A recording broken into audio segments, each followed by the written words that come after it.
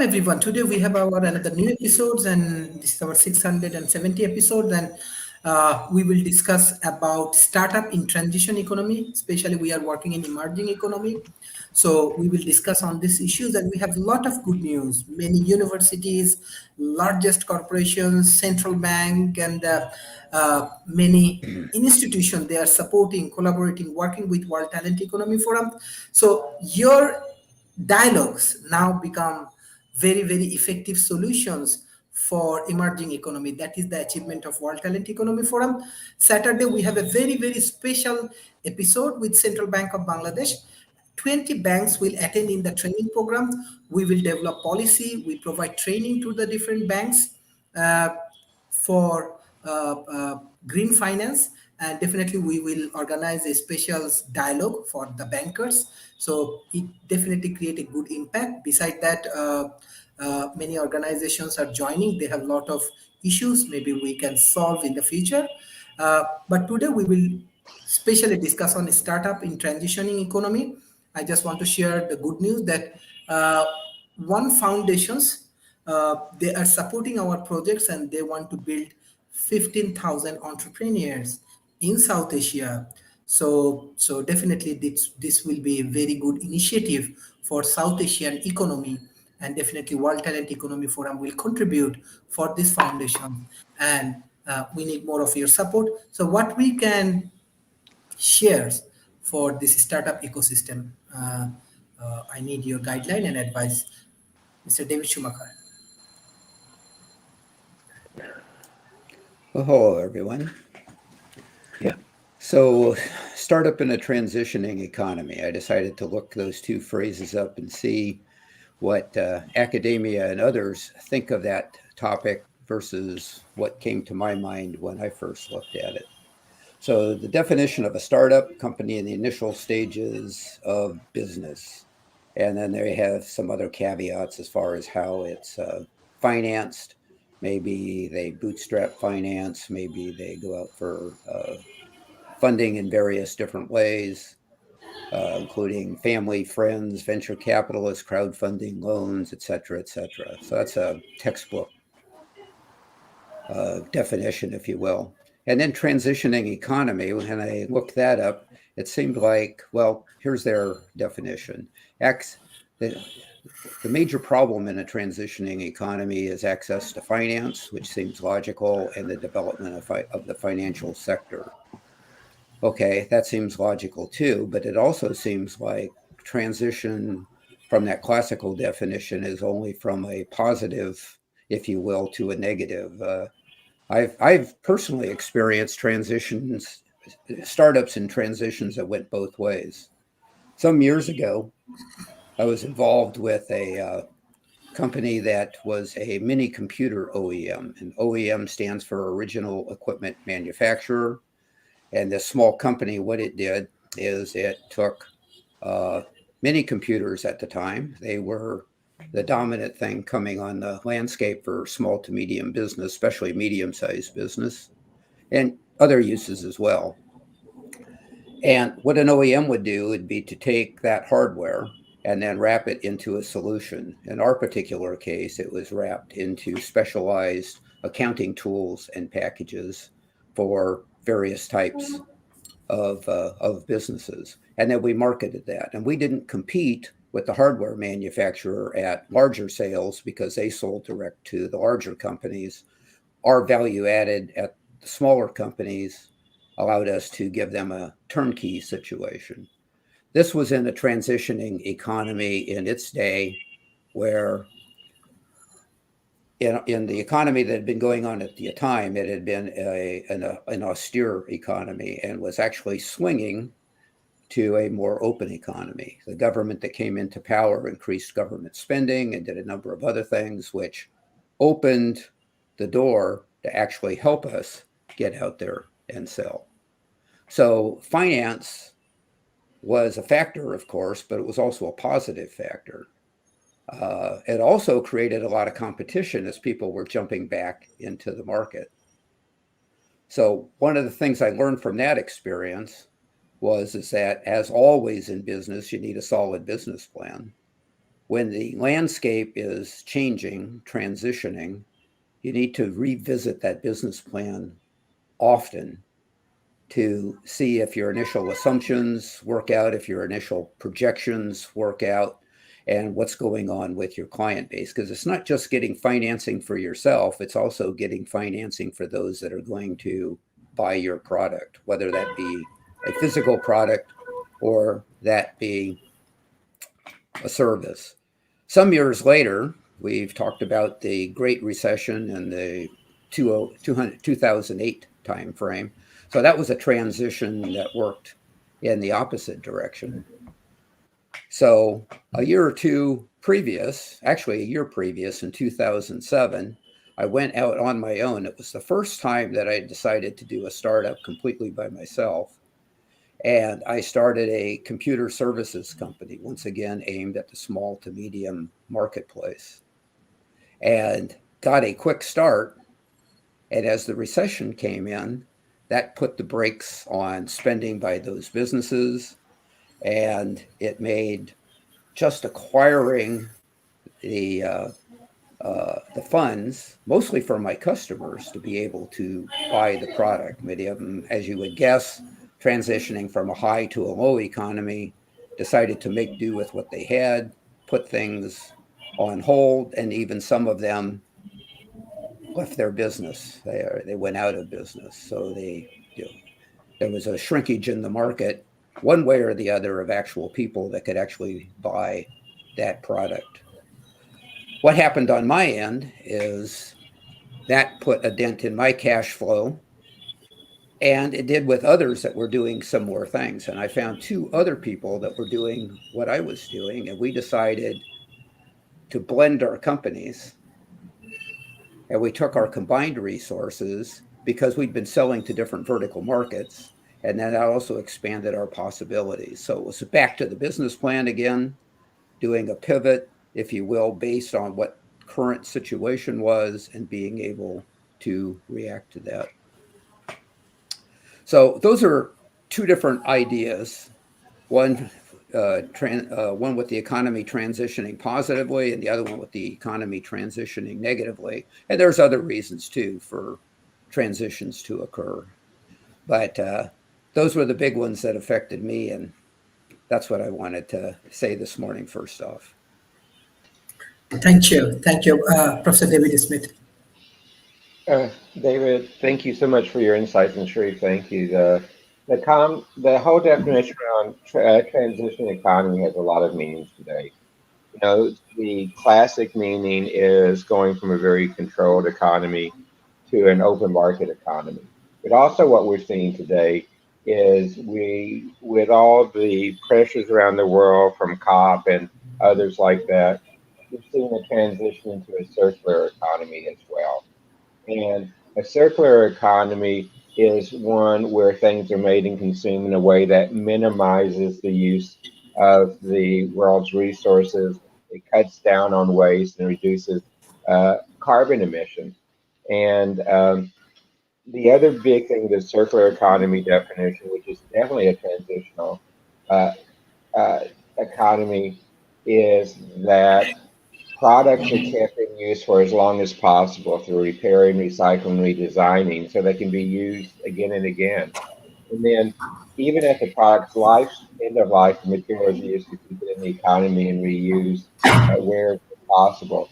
This is particularly being very active in Europe right now as we see the transitioning more and more into a circular economy. It's affecting many other places around the globe.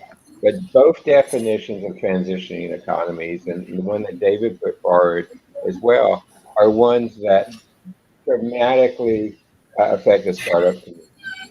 Because if you look at them from a controlled economy into an open market economy, it creates more opportunities, but also it brings down many barriers. We see in places, for example, in the EU, where the EU funds many startups and gives them a false sense of economic resources during the early years of the startup. That in pure open markets, you don't have that much support from a government entity like the EU Commission. Um, in a circular economy, you see a whole other set because a circular economy is designed not for the rapid introduction of new products, but products that are sustainable, that can be recleared.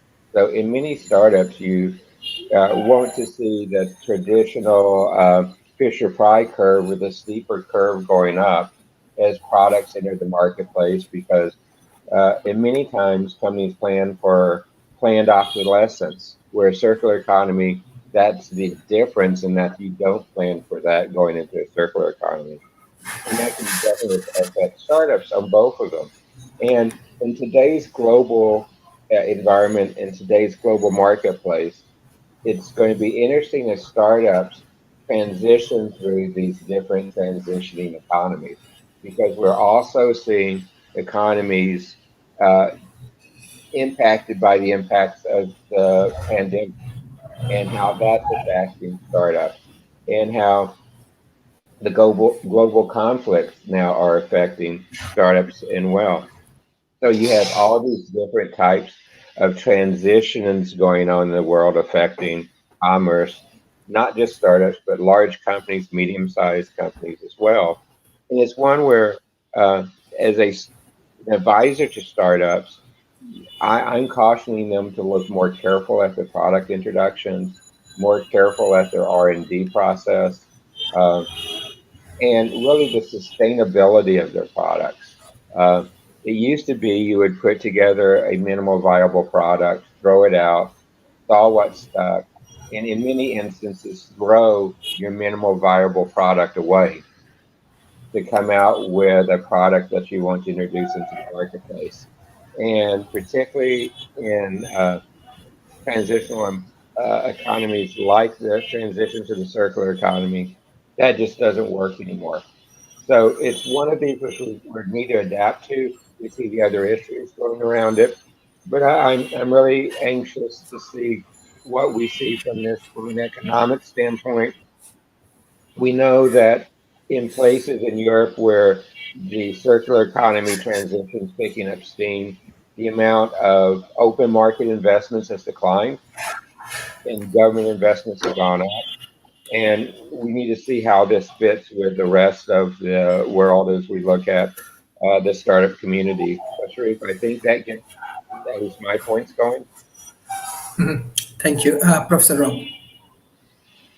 Well, okay, so looking at transitioning economy generically probably doesn't help people much. Looking at this transitioning economy is probably where we should start. And what we're seeing, of course, currently is very high inflation, which is driving nosebleed interest rates on loans, which means equity financing for a startup is probably off the table for the near term. Debt financing is probably off the table for the near term.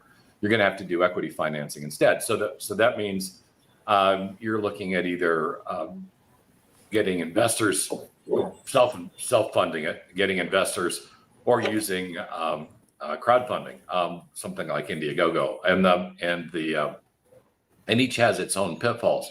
Looking at the reasons and recognize most startups fail. I think the last numbers I had was 70% of the startups fail. It changes year over year.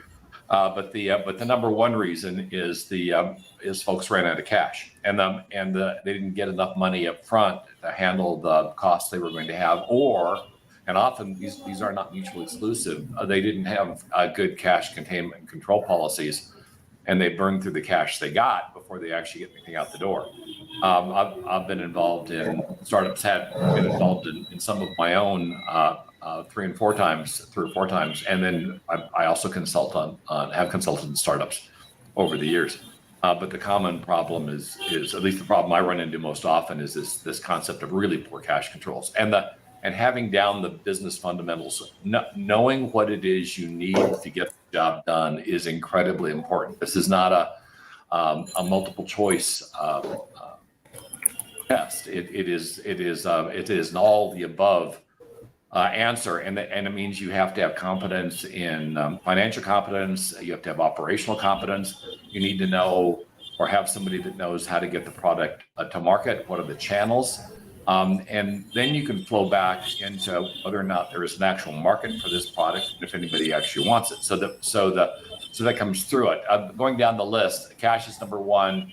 No market need for the product. This happens in big companies too. One of my most interesting meetings when I was working at IBM was a guy that came into my office. I was on marketing at that time, and said I need to develop a marketing plan for a product they just spent $20 million developing. And I asked, who's the customer? And he said, gee, if you need to know that to do your job, maybe you better go find it out.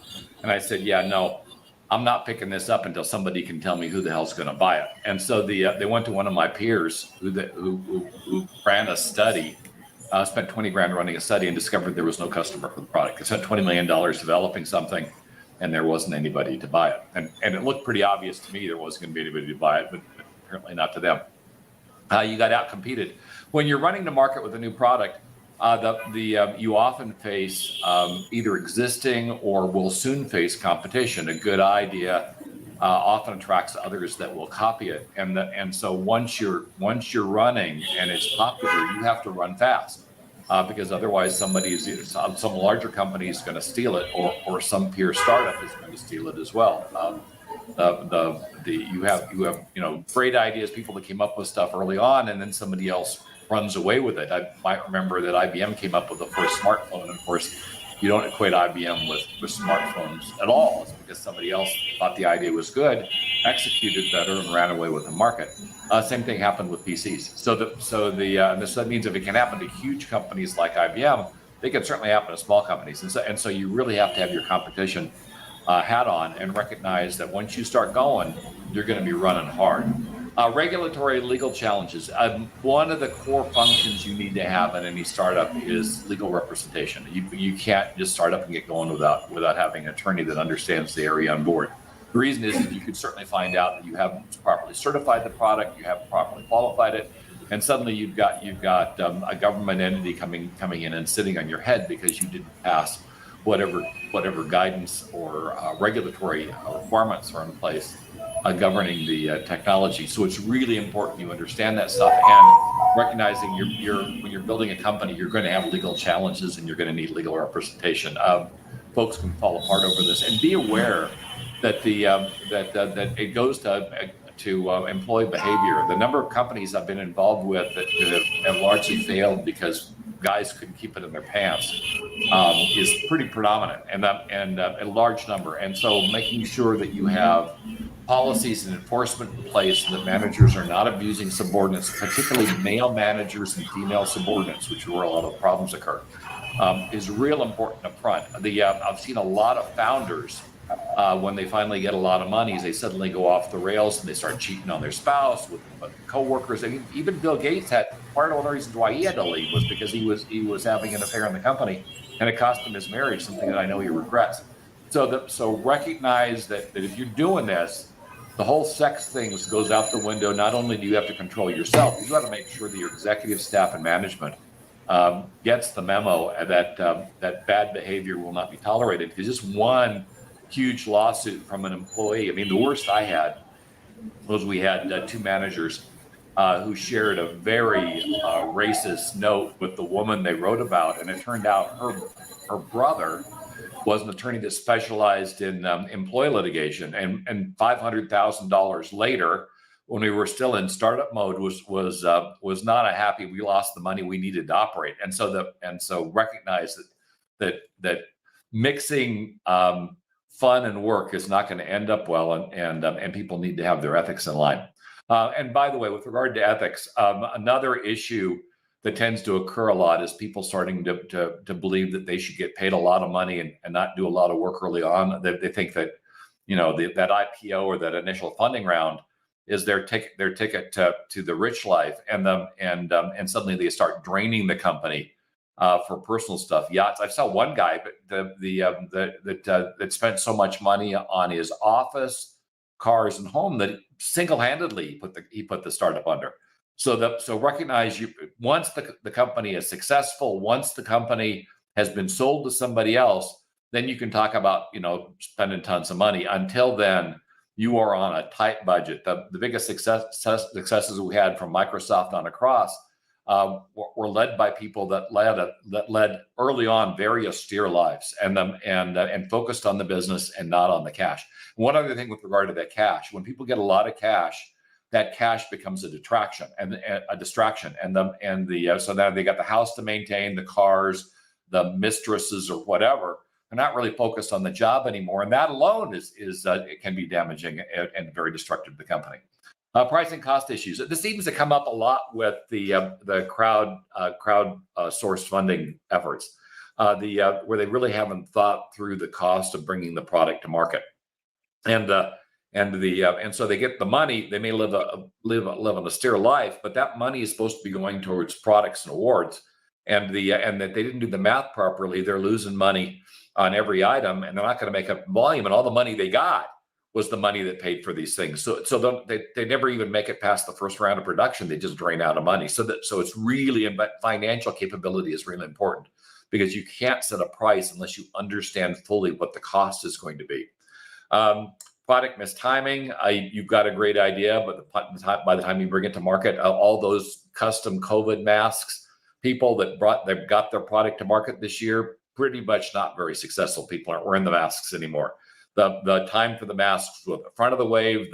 Right now, after the wave, not so much.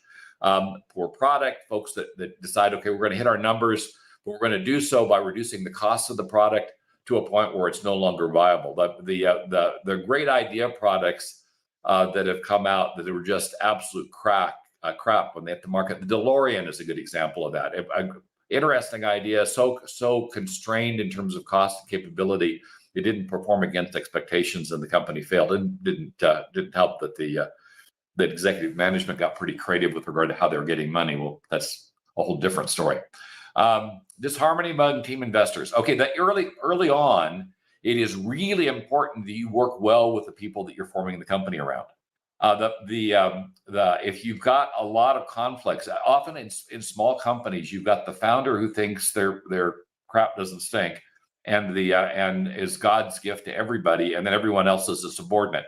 That works for a short while, and may actually Apple, if you think about it, actually came up that way, where the founder Steve Jobs really had that attitude, and a huge inferiority complex that came with it. And it made it, but that's more the exception than the rule. You want a team that's going to work together, that shares the load. Nobody's doing all the work. Nobody's taking all the credit. It's got to be balanced at the beginning. If it's not balanced at the beginning, pretty good chance it's not going to be balanced at the end. So you guys have to like working with each other. This is not, we'll tolerate each other until we go public. You're probably never going to make that go public step. If you hate each other going forward, you'll torpedo each other's efforts as you build it. And then burned out lack passion. A startup will burn you out. You are going to work long hours. The ones I've done were 18-hour days, 6 and 7 day weeks. You put in a lot of time for not a lot of money to get it started. Everything has to be focused on getting going, and recognize that's going to cost you in some ways. Work-life balance is going to suffer. Family relationships are going to suffer.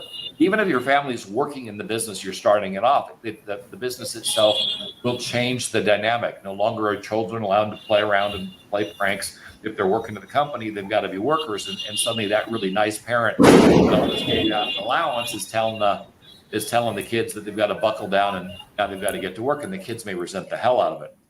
So recognize that as startups, some of the most fun I've ever had, it's also some of the hardest work I've ever done. And if you're not willing to do that up front, it's not going to happen.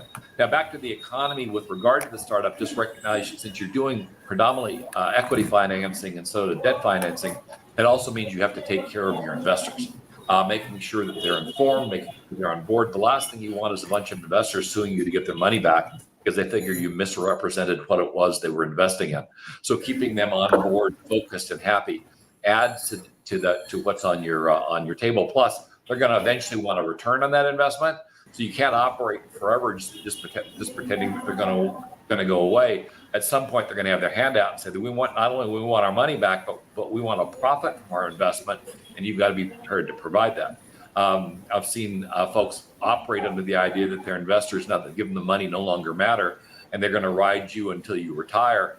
and that just doesn't happen. Eventually, they're going to get pissed, and that's going to create a problem. So the advantage of debt financing, which is what Musk just did with Twitter, and that's going to bite him in the butt, is you run the shop. You don't have to really worry about the investors. You have to keep the banks happy, but that just means doing debt service on time. The disadvantage is right now is the interest rates are exorbitant, and they'll take so much away from operational revenue that I think debt financing is currently non-viable, and you're going to have to go with equity financing. Which means if you're not good at getting along with people, this is not a good time to do a startup. Startups that get going will do best when you've got charismatic people that keep the investors, employees, and customers online, and folks that kind of understand the business fundamentals, so they know what they don't know and know how to hire the people to cover the gaps in their own skill set. So that's my 101 on startups. I'll now pass the hat. Thank you. Thank you for your excellent analysis. Now I request Dr. Talib Rafael. You are taking a lot of entrepreneur initiatives. So what is your advice for emerging economy? Can you hear me now? Can you hear me? Yes. Okay, good. I didn't know initially what startup means. It doesn't have any translation in my language, the Arabic language, at all. But then when I looked it up and educated myself, I found out that 2 of my children have been doing startup without me knowing about it. My 2 children are living in Dubai now. My son has quit from his bank, and he opens a new startup by himself. And he's doing something that has to do with financing of people that work in these companies. For example, if you work in a certain company, certain shares are given to you, but you can't sell these shares. You can't do anything with them until there is a period of time that you can allow to do that. So what this company does is they buy the shares from this person, give him the cash, and then eventually when the time comes, they will collect it back again. It's a brilliant idea. My daughter has a master's in civil engineering from Georgetown University in the DC, in the US, and she came to Dubai. She got married with her new boyfriend that she got to know in America. He's an American guy, but she was not happy with what she studied. So after spending so much money on her and getting her educated with a high degree like that, she's now working in Dubai with pets only. She wants to be a pet trainer, and she opened a new startup for that. Now, I think, Rob, what I heard from you, because I missed a little bit of the other David's intervention. I got, as I told you, my machine is out of charging, so I can't even put the headphones on. But I managed now. I bought a charger and I'm speaking to you directly. Now, Rob concentrated a lot on finances and the startups. Startups, I'm trying to understand it a little bit more. Startup is an idea that comes up with a certain young man or young woman, of course, comes up with an idea, and he or she does it. You don't need financing for that. Shouldn't have the finances as an obstacle. As a matter of fact, some governments in our developing world are taking upon themselves to subsidize and fund these startups if they are good enough. But you need to build a good government status that would do that. Now, I don't know why they're not doing it in the West. I mean, it seems like what I heard from you, and I heard a little bit David Schumacher at the beginning, that the governments are not interfering in this at all. It's a very, very good way of creating more jobs. So the Ministry of Labor in the government should be in charge of this. And if there is any financial problems, although it shouldn't be there, the government must take care of it. Thank you so much.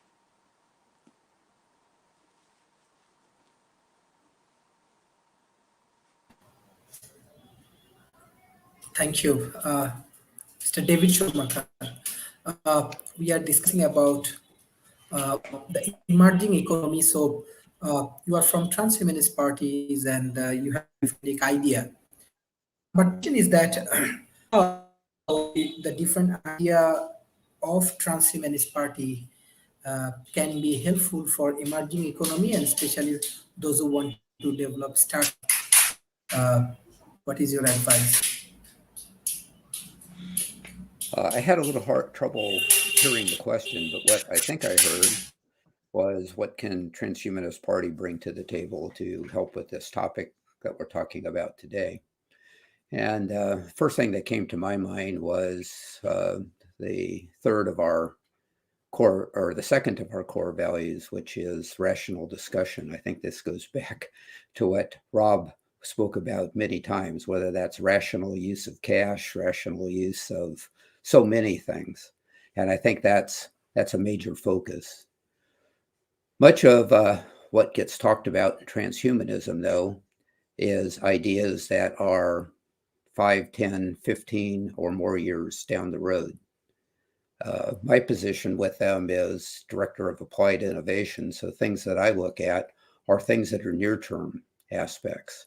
And I think that's where innovation and entrepreneurship steps in, is being able to take advantage of those new things. But then applying that back to the idea of doing this in a transition economy, well, I think you have to take a breath and look at not only the transition in financing, which is a huge one, and all the things that people have said about that, but maybe it's because that my background has been technology. Not only is the economy transitioning, but the technology in the economy and the technology in the marketplace is transitioning at the same time. For example, when I was working at a company and we were selling a value-added package of mini computers and software, we knew that going into this that we would be selling against competitors that were data processing outsourcing. There was a time that people would take their information in whatever fashion, started out as paper, and ship them to an outside service, a data processing service that would perform the necessary accounting functions and bring them back. So that was something that we could target. We also knew that smaller companies would rely on their CPAs or accounting firms to perhaps do this for them internally. So we knew how to compete against that. But as time went on, CPAs started buying their own mini computers. We sold a few to them. And then they performed the equivalent of like a data processing service out to their connected clients. So we adapted to that. And one of the ways that we adapted to that was by going to the CPAs and saying, you liked our product, you bought our product, you continue to like our product. Wouldn't there be an advantage, because at the time there was a lot of non-standardization, that if the clients had a similar product and that we could electronically communicate between the two. Now, in 2022, that sounds like status quo, but this was a number of years ago, and this was a radical idea. But it took monitoring the changing technology that was out there, as well as the changing financial aspect of the marketplace. And it gave us another advantage to be able to sell through. But it wasn't all rosy either, because with our success, other people had thought about doing what we were doing, and we had pure competition. We had other OEMs that were out selling that we would meet against, and we then had to learn to be able to deal with that. So the technology is changing, the marketplace is changing, the demand is changing, who the influencers are in the marketplace is changing, and even the labor force that we used was changing, because the employees that we hire now could also be hired away by our pure competition. So there was a lot going on, and it goes back to what I said earlier. Look at your business plan, monitor it carefully, and make adaptations. Not only monitor it carefully, but monitor it often. And anybody that's not speaking, mute their line. We're getting a lot of background noise, by the way. Yeah, there we go. So anyway, back to business plan. Business plan is fundamental. but you've got to stay on top of it, and you've got to be open to the changes. Some will work, some won't. That's the idea of transitioning. So hopefully that helps in addressing, at least in part, your question.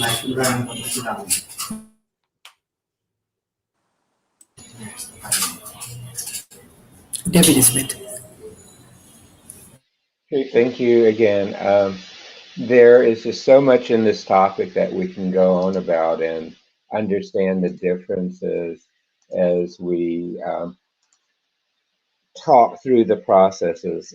I enjoyed Rob's view of the startup community because I have been in multiple startups and understand the real challenges when you have founders that do not always see eye to eye. And I have seen so many startups fail because of that type of challenge. Because if the founders don't see eye to eye, it's going to lead to money not coming into the company. It's going to lead to products that don't work. It's going to lead to high turnover if you begin to pull people in to believe in a vision that very oftentimes even the founders cannot agree to. So that creates more problems than it does solutions in the startup community. And like I said, I've seen so many companies fail because of that topic. Also, Sharif, would you mind bringing the slide up? Also, you begin to see this is where we see that a transitional type of startup process flow, where you define as a startup what the uh, value propositions are, what are the resources, what are the partners, when do you think you're going to make revenue, how are you going to take it to market? And then you have to define what your processes are, what are the materials, energy, what's the inputs, outputs.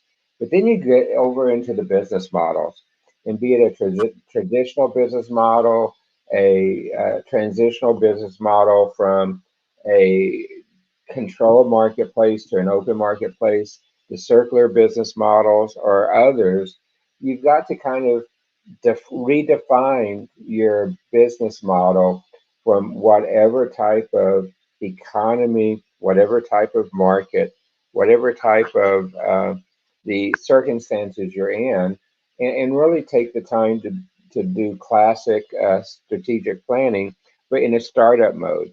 It can be very rapid. You iterate a lot. You go through and see the opportunities. And most startups only look at the positive impacts. Like it's not going to happen. No negative impacts are going to happen to me. And that's a big mistake. My other favorite startup problem, and I cannot tell you how many pitch decks I have sat through and heard these same words. We have no competition. Everyone has competition. Everyone has competition. People not buying your product is competition. The market forces are competition. But you need to understand that in the startup community, particularly when you're going into markets in transition, you have tons of competition, and you need to understand those. And you need to look at the opportunities. Don't just look at how you sell it. Look at partnerships. Look at joint ventures. One of the biggest mistakes many startups make early is to try to do everything yourself. Partnerships and joint ventures can feedback. Also, many corporations have venturing arms in them, innovation venturing arms. If you can get a large corporation to fund you, it makes it a lot easier. I've had startups funded from IBM Ventures, from Intel Ventures, from United Healthcare Ventures, and others like that. Those are great sources of money. They're more patient. And oftentimes, if they invest with you, it means you have customers there because that's part of the reason they're investing in you. And in many instances, uh, if they invest in you, your product's successful in meeting their needs, guess what? That's going to be your exit strategy too, because they, in many instances, will acquire you. But going through this process, really, you need to constantly look at the challenges, the needs, the pain points, and then what's the best ecosystem. This particular process flow here is designed to help startups transition into the circular economy, which is going to be a challenge for many of the traditional startup companies. But it's a good one to be able to adapt to anyone in the startup environment and be able to apply it and use it. But those are the types of things we see very often as we look through this startup world. I can tell you right now, if I look globally, the amount of traditional VC PE funding is harder and harder to get. Even angel funding from friends, family, and fools is harder to get right now as you put the pieces together. But the other real advice as you look at startups in a transitional economy is you need to not only be lean, frugal, like Rob said, but you need to be able to take any money you raise and almost double the amount of time that money has to last. You know, very often you go from angel funding to A, B, C rounds of funding, typically within a year for each one of them. I think with today's economy, you're not going to see that speed of funding unless you put it in some really unusual circumstances. We're seeing valuation for companies, the valuation which you can raise money against, going down about, excuse me, 50 to 75% right now. So you're going to give up more of your company for less dollars in. And you'll see that. That's one of the other reasons, particularly in places like the European Union and like Dr. Sharif talked about the role of government in helping fund startups. I think it's going to become more and more important over the next couple of years as we go through these economic transitions, the market transitions that we're going through today. So Sharif, I hope that helps. Well, and since Sharif's gone, Rob, you want to go ahead and go next? Sure. As you rotate back to me and the importance of finance, it's funny that there's a common feeling with startups when we go through waves that money doesn't matter. In fact, the entire dot-com collapse of startups, which was catastrophic for the tech industry, was due to a result of a whole bunch of kids coming out of college doing startups that thought money didn't matter. And suddenly we had the collapse, and we had people living in brand new BMWs on the street because they could find the houses and repossess those. They couldn't repossess the cars. It was cathartic and catastrophic for an awful lot of people. Even when you're doing your own, I'm a startup myself. I'm a one-person shop. I spun out of a research firm after being senior researcher. So the senior fellow. But the reason I was successful is I considered the finances before I went through it. I recognized that I was going to have to cover the expenses that typically would be covered by salary for a period of time, and if I didn't have that money in reserve, I wasn't going to be able to do this. I also was benefited from the fact that my wife was still working at the time, and she made enough to cover the gaps. But in the end, it wasn't the time to go out and certainly buy expensive things. I had to control my own spending and make sure that everything was aligned. A lot of my peers that have tried to do the same thing, they failed because they ran out of money. The house payments due, the car payments due, and if you don't have any money coming in, that's a problem if you don't have enough savings to pull from it. So even if you're a startup of one person, you still have to consider the fact that you've got bills to pay, and if you don't have the money to pay those bills, then your effort's probably going to fail. Now, with regard to government funding can be used, but it often comes with conditions and requirements. The small business loan system that we have in the United States, it's mirrored in some other countries. A lot of folks, particularly kids out of college, come in and they figure they get a small business loan, they can do their startup, spin up the company. And then if it doesn't work, oh well. No, that money still has to be repaid. It's a loan at the end of the day, and so at the end, if you take a small business loan, unless there's a forgiveness clause, and to my knowledge, that's really rare, and your business fails, you're going to be on the hook, or whoever co-signed on the loan with you, often your parents, is going to be on the hook to pay that money back, and it can be considerable. People have lost their homes over an inability to pay back loans, and of course it craters your credit score, so it makes it very hard for you to get additional financing. So it is so important. It's so important to understand the economics of any business that you're going to do, because it's economics, and really, regardless of the study I just referenced, I think it's nearly 40% of the companies, startups fail because of economics.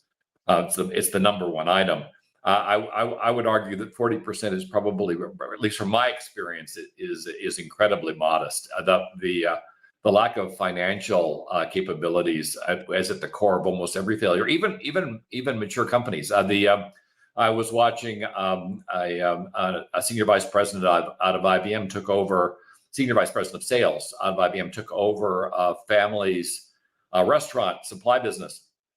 And the backstory is the business has been business for decades, been successful, but it hadn't grown very much. I mean, everybody felt they could make more money, they could be bigger, and so they hired this senior VP of IBM to run the company. And he determined that sales was the problem, because of course he's an ex-sales VP, so he's like a screwdriver company thinking everything is a screw. He figured sales was going to solve it, so he hired a whole lot of salespeople to go out and sell this company stuff, and the company went under in 6 months. I mean, in fact, I was surprised it lasted 6 months. The cost of maintaining that sales force just drained every reserve the company had, and they had to shut their doors. And that showcases also the danger of bringing somebody on board that was monolithic. A startup needs a breadth of skills. It's great to have an expert in one of them, but for God's sake, that person shouldn't be running the company. Whoever's running the company needs enough breadth to understand at least enough to hire competent people to do what they cannot do. So I need to know enough about finance to be able to hire a finance guy. I need to know enough about sales to hire a sales guy. If I don't have any knowledge or background like that, your better path might be going into consulting on what you do know about, or going to work for a company under the specialty that you have, and go for breadth. A lot of companies, and IBM, I was fortunate at IBM. IBM was one of them. I was executive resources, and so I was cross-trained in everything from finance to marketing to manufacturing to operations to security. So that breadth allows me to be conversant. And in theory, I was in line to be IBM's CEO, but the chances of that happening are probably in line with winning the lottery. Mostly because on top of that, I discovered I didn't really like senior management. Having thousands of people reporting to me kept me awake at night. So having a company was just, I recognized early on that was not a future for me. I wasn't going to enjoy it. So I took a different path. And so the knowledge can help you there as well. I mean, to me, finding out long before I got to a destination that I'd hate the destination was incredibly beneficial, because I know a lot of people that followed their entire career, they get to where they were going and they are incredibly unhappy. They were actually much happier early on in their life when they were doing things, and not happy at all as a senior executive who was mostly dealing with administrivia and family problems of employees in their organization, and worried about salaries and layoffs. And that's not what you sign up for if you really enjoy engineering or marketing or whatever your particular proclivity is. So what also helps you with thinking through the startup is thinking through what the end game is. And if it's to sell the company off to somebody else, that's great. But if it's to run the company long term, make sure that you're going to enjoy that job, because it's going to be very different than what you think it is. I've known, certainly during the .com area, a lot of kids came out with this idea that that being executive is fun. You go to parties, the women follow you around, and you can buy all these great cars and houses. That's not what the job is. It's the job. If you're successful at the job, you will get those things as perks. They will be huge distractions. Using them as the goal or outcome is just going to end badly, because you're focusing on the wrong things, and things not at all coupled with how you're going to make money or keep the lights on. So make sure your head's on straight. The best startups I've seen are actually startups where the people are having a ton of fun. I mean, they're enjoying what they're doing. They're getting along. They're not making a ton of money, but they're making enough to keep the lights on and everything going. And they're like family. They play together. They work together.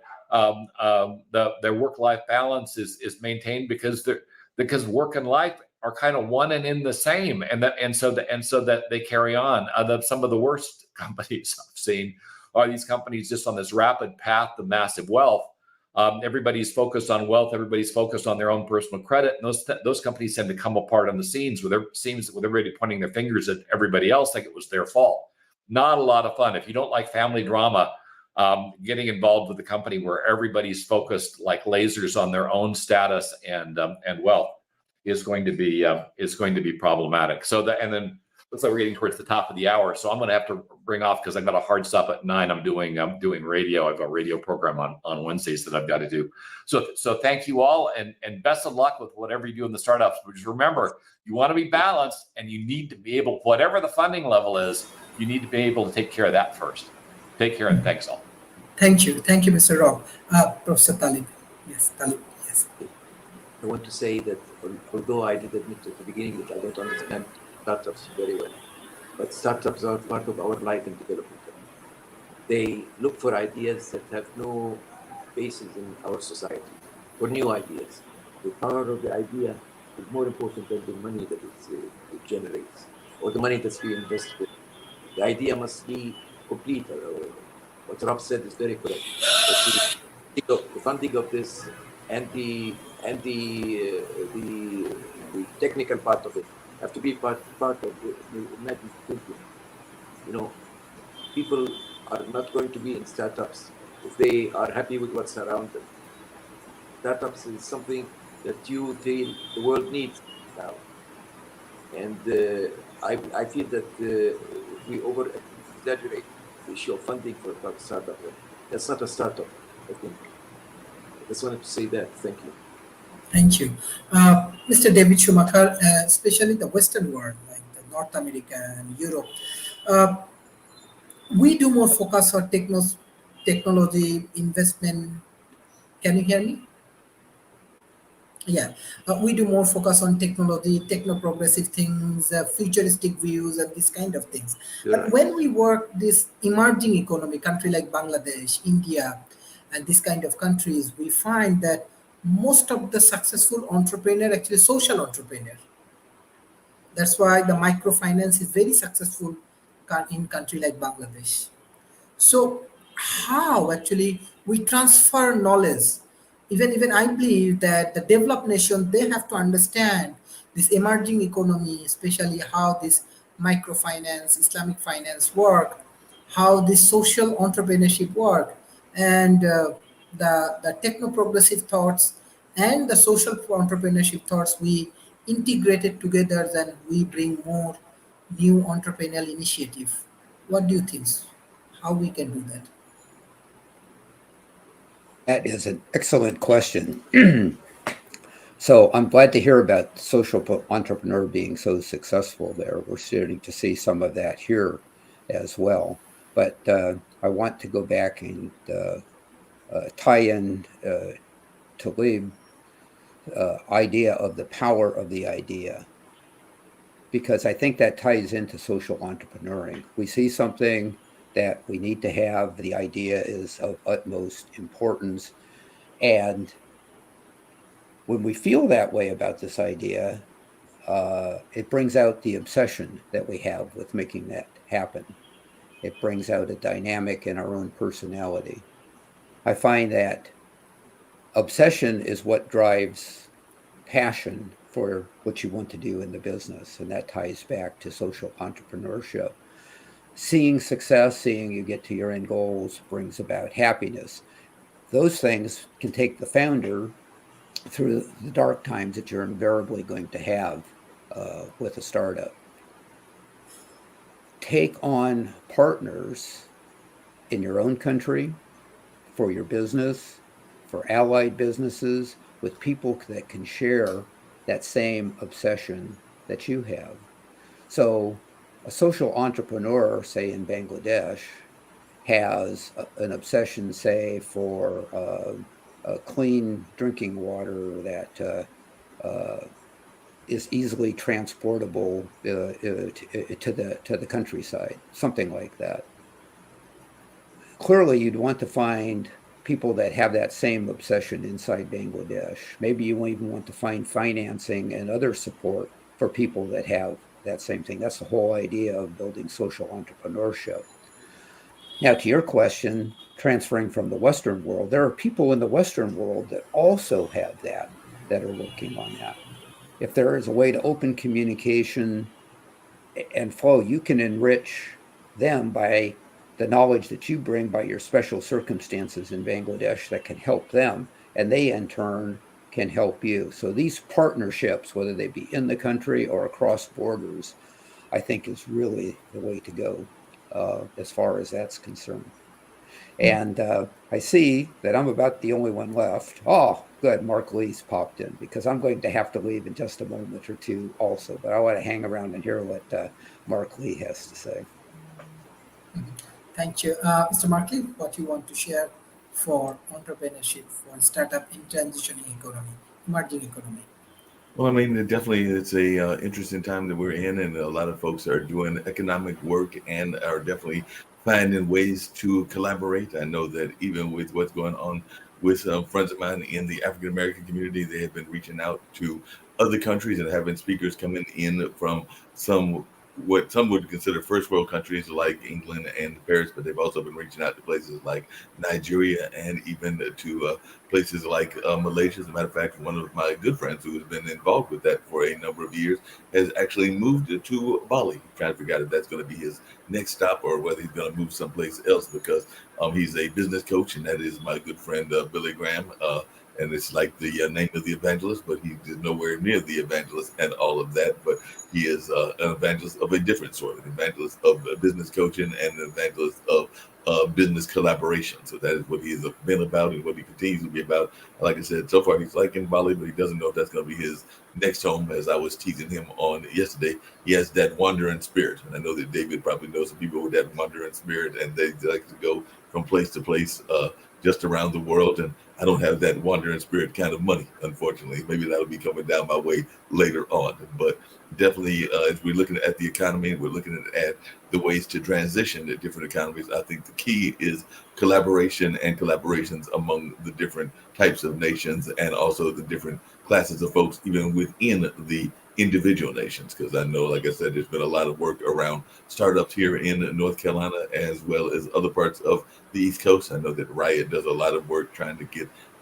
support for new startups and new companies. So that's what I think the key is as we transition and try to make a tighter economy, is to do a lot of collaborations across racial, class, and other kinds of lines. Because that's what I've always been about, is networking and collaborating. And we're finding that a lot of folks are even collaborating in new spaces. Like I have some friends of mine that are in the metaverse space and some friends that are in different types of funding spaces, and they're all trying to find ways to collaborate. So all the folks that are listening definitely know that collaboration is the key, and definitely we have to find ways to continue those collaborations. That's what I would say is the key to any transition in economy. Thank you. Mr. David Schumacher, what's your concluding remarks? So the topic today,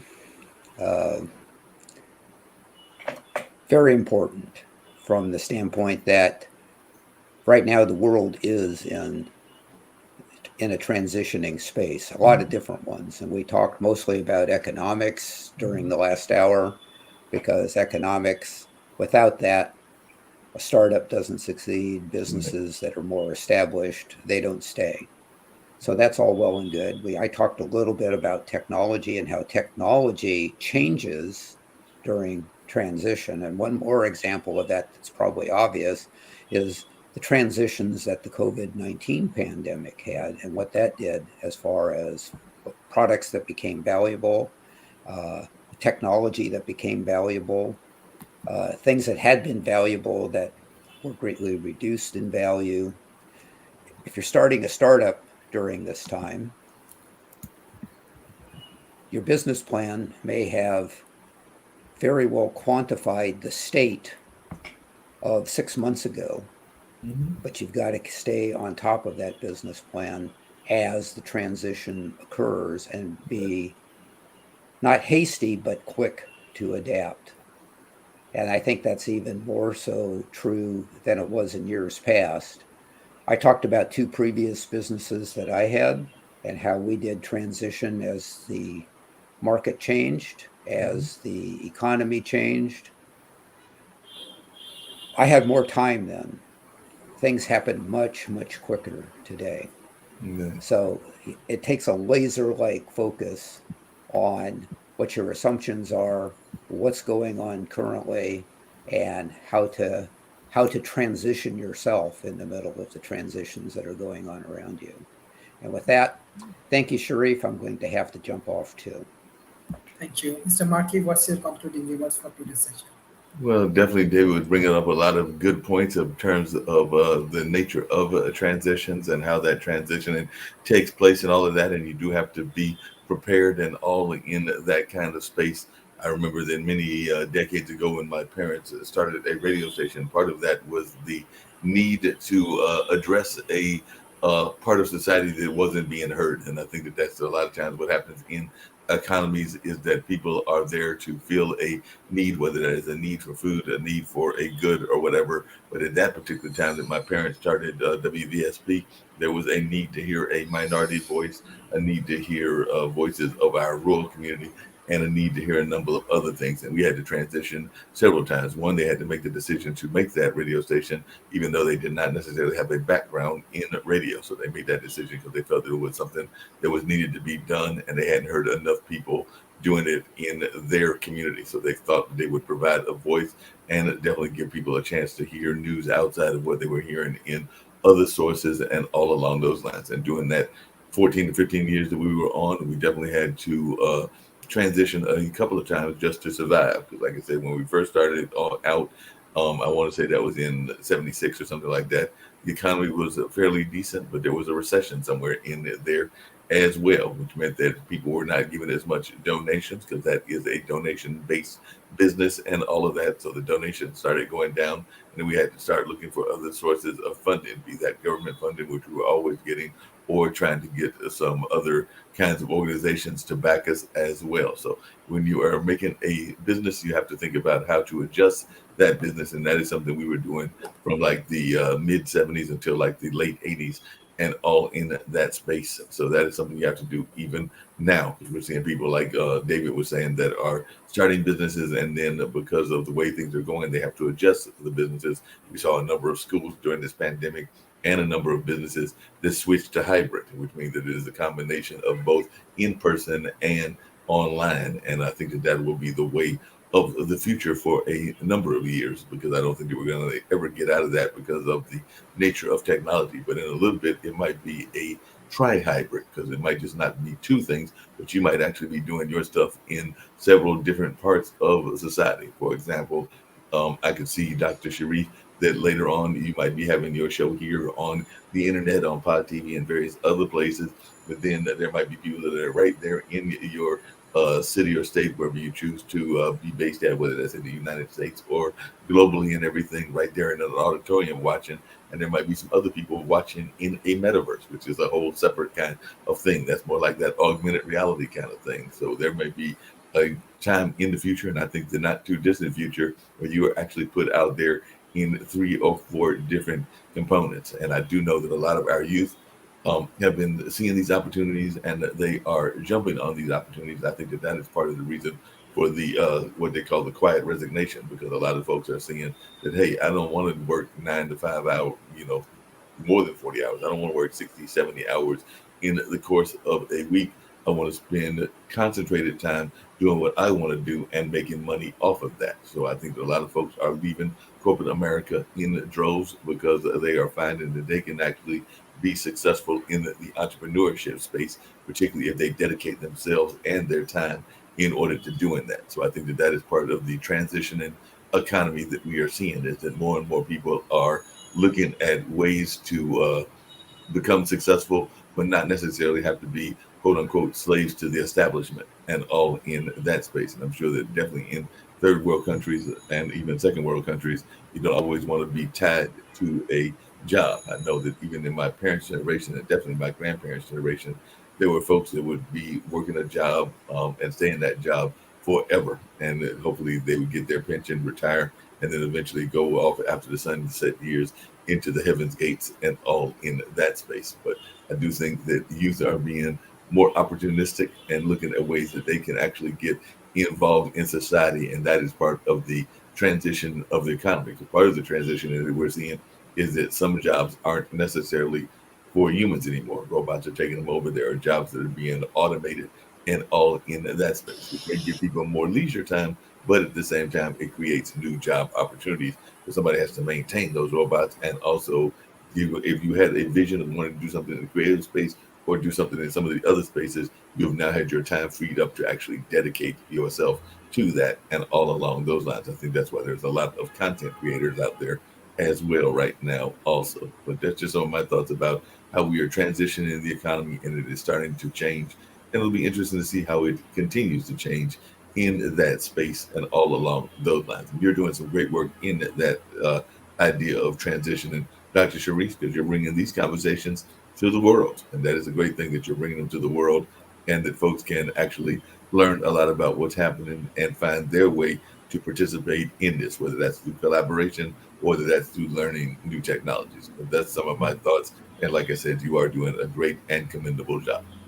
Thank you. Thank you, Mr. Markley. Thank you, all of the speakers, those who joined for today's sessions. And yes, we are open for collaborations. You know that World Talent Economy Forum, we are working with 22,000 institutions around Asia Pacific. Millions of people we are engaging. We are developing startup ecosystems. We are developing knowledge-oriented society. We are publishing a lot of scientific paper. So those who are interested to publish paper with our Nikola Tesla Technology Conference, with iOS Press, you can join, and hopefully with your contribution, we can develop new words, and we can minimize the gap in between developed world and developing worlds. Thank you, Mr. Markley, for your continuous support for World Talent Economy Forum. Thank you, bye-bye, and take care. No problem. Oh boy. Hey, it's Coach.